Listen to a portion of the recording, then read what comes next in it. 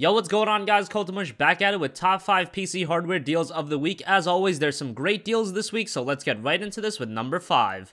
Number 5 on Newegg right now, you can pick up the G.SKILL Ripjaws Series 8GB, 24GB sticks at DDR3 1600MHz for $30. This is a deal that goes in and out all the time. Some weeks it's there, some weeks it isn't, but whenever it is here, I always want to mention this kit of RAM on these videos, because this is just a fantastic deal. $30 for 8GB of RAM, which is a great amount to have in any gaming build, whether it's a $500 build or even a $1,000 build. 8GB is just that sweet spot amount of RAM to go with, because these days, that's what most games are using. This isn't something that I would say is an urgent pickup, because this deal does come around frequently. But like I said, it's just a fantastic deal that when it does come around, I always like to give it a mention, because I know a lot of you guys are probably interested in this, because 8GB of RAM just works well in so many builds. And even if you're just looking to add RAM to your machine for $30, it's just a great deal. Fantastic for a wide variety of builds. Number 4 is the Acer G276HL 27-inch 1080p monitor. Right off the bat, I know a lot of people are going to disagree with me even putting this on the list. You might be thinking, Mush, it's 27 inches, no way should you get a 1080p monitor with that size. I don't really know where people got that idea from, but I think a 27-inch monitor that's 1080p is perfectly fine. I actually think these days a 27-inch 1080p monitor is the ideal monitor to have. In my opinion, 23 inches is just a bit too small. And while 1440p does look great with 27 inches, 1440p, it's so hard to run games at that resolution. Even with the video card like the 980 Ti, in some games you're gonna struggle. So I prefer having a 27-inch 1080p monitor, play the games at the native resolution. And with a video card like a GTX 970 that most of you guys probably are gonna pick up, or even a GTX 980 Ti, you're gonna be playing games at 1080p and maxing them out and getting 60 frames per second on most cases. Currently, this monitor is $170, which is a pretty good deal. The only downside really is that it has a 6 millisecond response time. That's not fantastic, but it is what it is. As far as connections go, you have a DVI port and an HDMI port, and the monitor also has built-in speakers. Obviously, the speakers aren't fantastic, but that's always something I like to have. It's nice to have that as a backup if your main speakers die out or something like that. Also, this monitor has a very thin bezel, which is always great. So overall, for $170, if you can get past the fact that it's 27 inches and 1080p, I think this is a fantastic monitor, and I think a lot of you guys are gonna like it.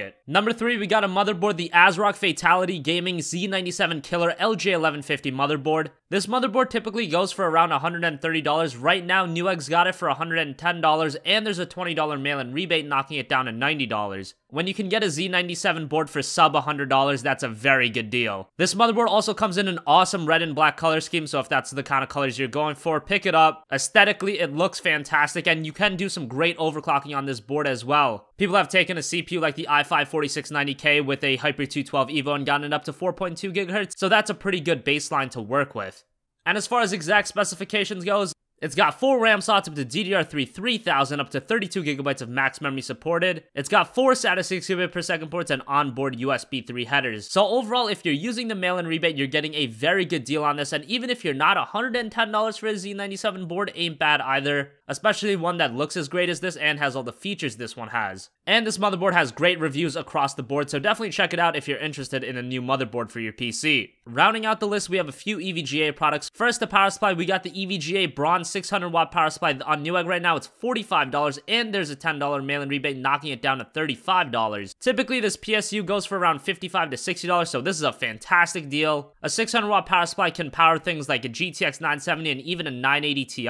Obviously, if you want to go for a Crossfire SLI configuration, I would recommend something above 600 watts, but as far as single card configurations go, this should do the trick. I should also mention that Amazon has the EVGA SuperNOVA 750-watt power supply. That's $65. That power supply is semi-modular, so if you are looking for something a bit more high-end, check out that. I'll leave links to both of them in the description box down below. But whichever one you go with, they will both work great in budget-oriented builds. Finally, number 1, we got the EVGA GeForce GTX 950. This is a 2GB video card, and I really wanted to put this video card on the list because the $130 to $150 range for video cards has been severely lacking. You've had video cards like the R7 370 that haven't been that fantastic. The GTX 950 when it was released was in my opinion a bit overpriced, but right now you can pick up the GTX 950 for $150 and it comes with a $20 mail-in rebate, and that's really where you get the good value out of this deal. If you use that mail-in rebate, you're getting this video card for $130, and that's the price the 950 really should have been from the start in my opinion. I've done some testing with the 950 on my channel, so if you guys want to check those out, you can. I've tested games like Metal Gear Solid 5, The Witcher 3, a lot of the higher end games, so check those out if you guys are interested in this video card. If you guys want the short answer, as far as 1080p gaming goes, it's fairly good. With a game like Metal Gear Solid 5, I was able to max out that game and get about 50 frames per second, which is solid. The Witcher 3 I played at high settings and was getting about 35 frames per second, which is definitely very good for a video card like this. That outshines the consoles completely in terms of looks and visuals, so this is a very good video card. So if you guys are looking for a video card around that 130 to 150 range, there aren't a lot of options, and the GTX 950 is kind of like the big fish in a small pond. Regardless, this is a fairly solid video card, whether you're gaming at 1080p or more optimally, if you are gaming at a resolution like 900p, this video card will excel at that. So that is going to wrap up top 5 PC hardware deals of the week. If you guys enjoyed this video, leave a like. If you disliked, obviously hit that dislike button. Comment your requests for future videos, and as always guys, thanks for watching, have a great day, and I will catch you guys in the next one. Peace out.